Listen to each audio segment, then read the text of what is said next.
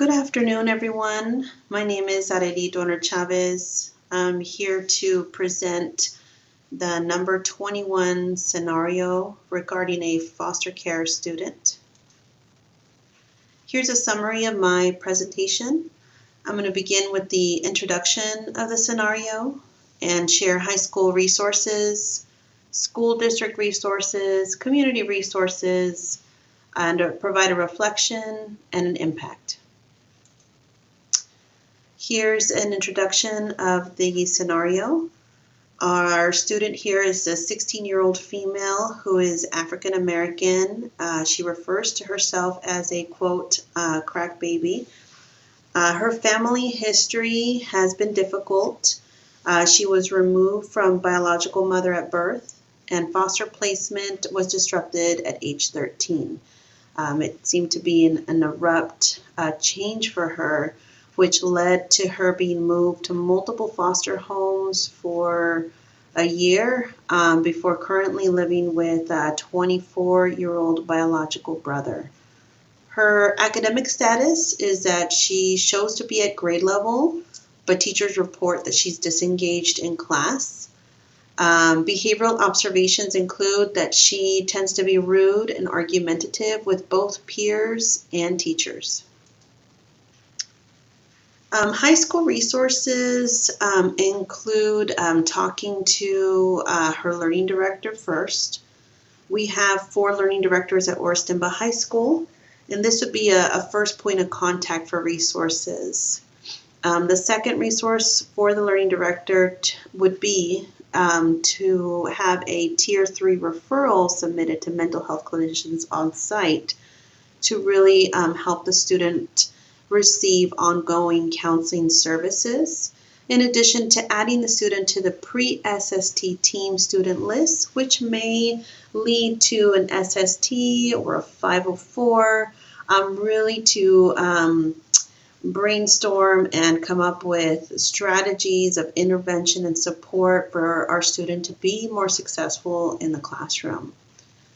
Another resource for student support would be to connect the student with opportunities on campus, such as to receive tutoring from CSU Stanislaus tutors. They come after school and 2 to 3 times during the week during the daytime. We also have Link Crew leaders that serve as mentors.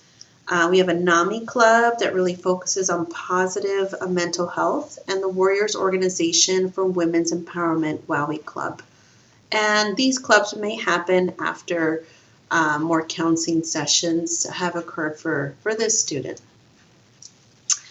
Our learning directors include Ms. Gresham, Ms. Vargas, Ms. Dohner-Chavez, that's myself, and Mr. Chavez. Students are assigned to their learning director based on their last name. And so it'd be a matter of just checking the student's last name and making sure they're connected to their learning director assigned to them for support for social emotional, college and career, and academic services.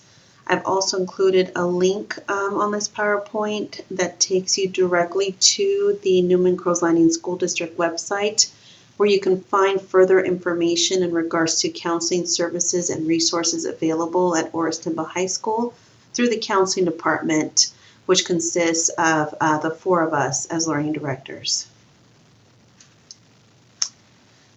The learning directors would also communicate that this student is foster youth to Mrs. Esquives if she doesn't know this already. And that way the student would have access to additional support and resources such as potential gas cards for the brother, access to food and clothing, and really additional support. Also, once the student is flagged as foster youth in our student information system, our student would have access to just meeting state minimum graduation requirements, which would be 180 credits. And that's significantly less than the 260 credits that are required for local high school graduation requirements. And so there would be additional services and support for our student.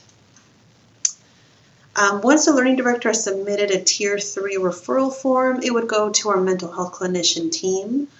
We're very fortunate to have 3 amazing mental health clinicians on site. We have Ms. Gregory, Ms. Agoniga, and Ms. Santos Ortega.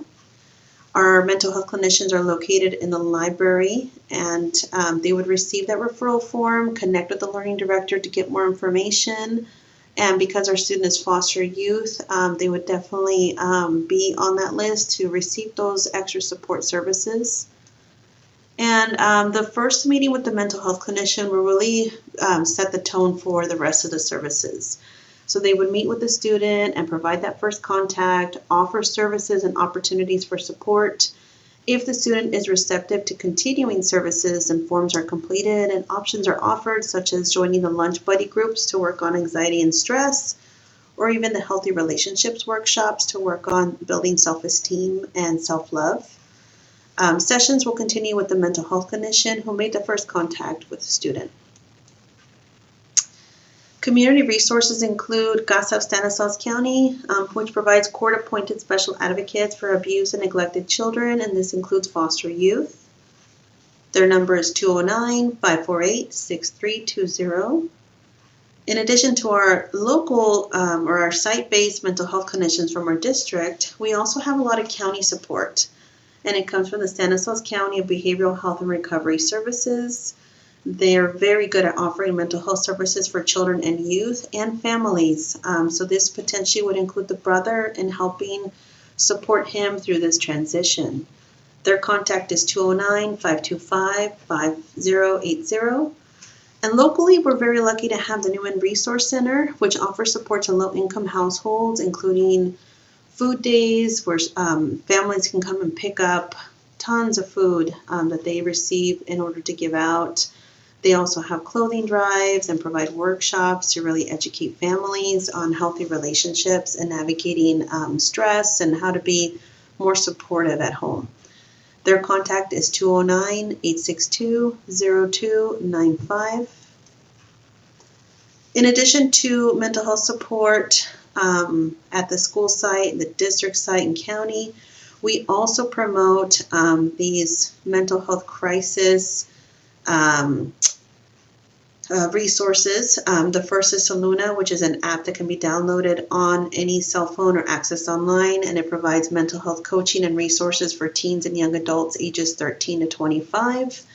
We also are good about passing out cards and information that show the 988 number, which is a 24/7 mental health crisis hotline. My reflection regarding this scenario is that the student's self-identification highlights a deep impact of societal labels and internalized stigma. So this really shows a need for counseling. You know, our student has been through a lot being through the foster care system and going from home to home and really needing that stability. And so those counseling services from learning directors and mental health clinicians would really make a difference for her. In addition to that counseling, that transition from foster care to living with a sibling may lack formal support structures, which could pose a challenge for both the student and her brother.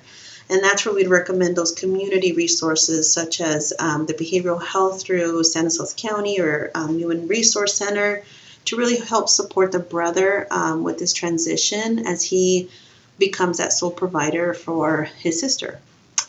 A surprising element that I found in this scenario is that despite all the challenges, our student has remained at grade level, which indicates her resilience and potential that she can be nurtured with appropriate support. And that's where that pre-SST team would become essential in providing those intervention and strategies to help her succeed. And we can do that, you know, with our tutoring and connecting with the teachers and figuring out what's going on in order to really give her those wraparound services that she needs in order to be successful. Identified gaps include that we may need additional mental health resources tailored to adolescents with complex trauma histories. And we may need more formal support and training for brother to really help him navigate the situation that they're in. In my current role as learning director, I need to continue to work with our admin team to implement trauma-enforced practices to create supportive learning environments. So this is where professional development may be needed for teachers and for all staff on campus. I always refer to Maslow's hierarchy of needs. Our students need their physiological needs met first, which includes the food, the shelter, that stability, that safety and security, before they can get to that love and belonging. Now that she's with family, her brother, and once she gets those support services at the school and the county, we would help her reach that self-esteem that's really needed before a student would be able to reach that potential, and to succeed in school and in life. In addition to that, we need to advocate for comprehensive support systems for students in foster care living situations especially. And I feel that as a school, it is our responsibility to collaborate with community organizations to bridge gaps in services and resources.